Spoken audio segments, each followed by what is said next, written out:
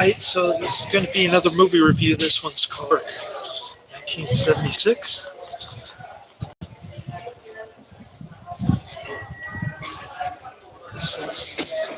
I'm giving this one 2 out of 5 stars. I was disappointed. Howard Jarvis wrote a book called Mad as Hell. And I'll post that one Mad as Hell scene in the description box. It's the only scene worth watching, although he does go off on dirty air and unhealthy foods, which kind of ruined it in the middle. But Peter Finch does an incredible acting performance in that Mad as Hell speech. That soliloquy in front of the television cameras. For the most part, it's a great speech, except for that one part in the middle. Although I understand living in Los Angeles, there was a smog problem. Back in the mid-'70s, I remember going to Disneyland, seeing this thick orange gunk cloud on the horizon on the way to Disneyland. And this camper thing with my uncle. Yeah. Anyways, getting back to the movie, it's about a washed-up news guy, Peter Finch. He's working for William Holden. The news division there is going bankrupt, and his ratings are way down. So he starts talking crazy on the air, like he's going to shoot himself before his 2 weeks remaining. The company gave him 2 weeks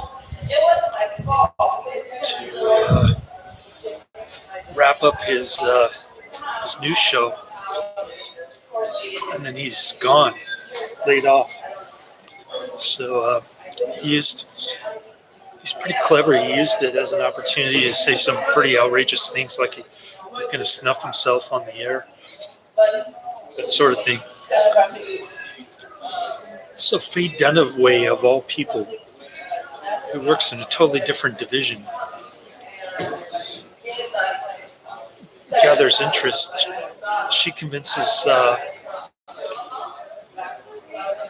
what's his name, the guy in Full Metal Jacket,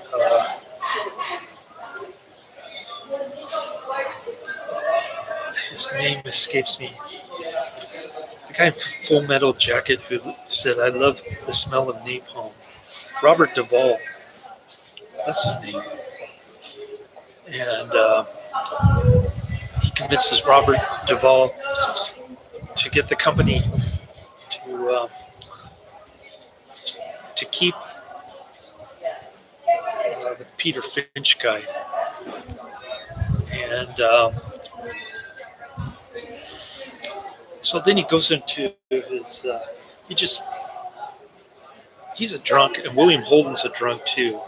William Holden plays Peter Finch's boss. And William Holden's cheating on his wife to go with Faye Dunaway, who looks like she's about 30 years younger. And kind of ironic how, once again, art imitates life. William Holden plays a drunk. In real life, he was a drunk at this time. So I guess he was perfectly suited, although he didn't win an Academy Award. Incredibly, Faye Dunaway won an Academy Award for this movie, along with Peter Finch.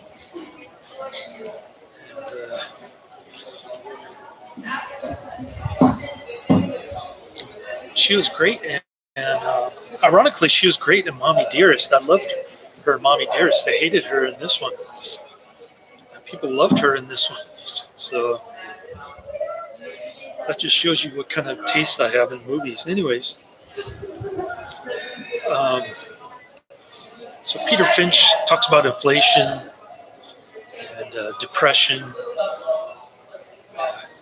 losing your job, oil prices, gas prices, things that are relevant in everyday life.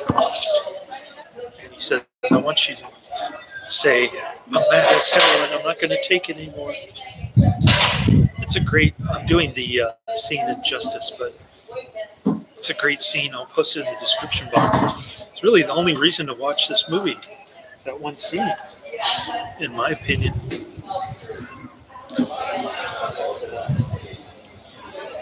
He's sleeping in bed. He's going psychotic, and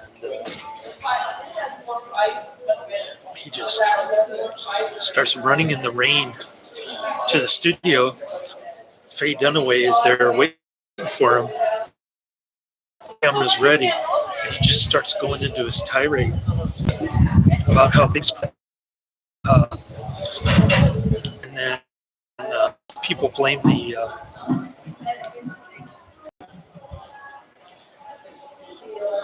Which is understandable, I guess. People blame the OPEC gas lines and whatnot during the 70s, but actually it was due to price controls.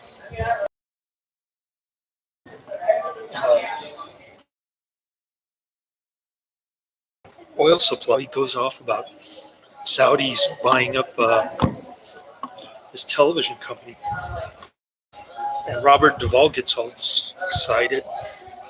Meanwhile, Faye Dunaway has this ridiculous TV show interviewing some communist terrorist guy. And then Robert Duvall and Faye Dunaway, they conspire to assassinate Peter Finch because his ratings are going down. What happened was he got chewed out in the boardroom by Ned Beatty, who went off on an inane, incomprehensible tirade about in front of Peter Finch about how there is no democracy and the only law is the law of the corporation. Kind of a stupid, idiotic propaganda speech. And then Peter Finch gets all mesmerized by Ned Beatty's sales pitch, so to speak, and he starts incorporating some of these ideas, the end of democracy, into the TV show, and the TV ratings promptly plunge. So that's why Faye Dunaway and Robert Duvall plot to conspire to murder Peter Finch. And they want to do it on the air. It's kind of like a snuff thing. So it's kind of outlandish and not very realistic. I can understand the cynicism towards television in general, but I thought it was overdone, especially when William Holden breaks up with Faye Dunaway. Tells her she brought bunny cartoons in her life. It's like a television scenario. I thought that was kind of corny and dope. Really reckless business. So right now, Just Cause, 1995. Yeah. No, it's a microphone. It's a microphone.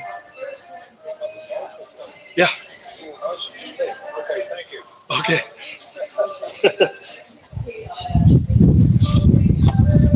Somebody asked me about my microphone. They said it was an antenna.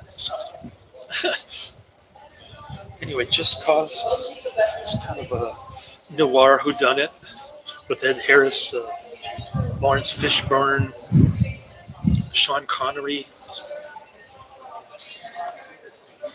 Oh, I forgot to mention in this one,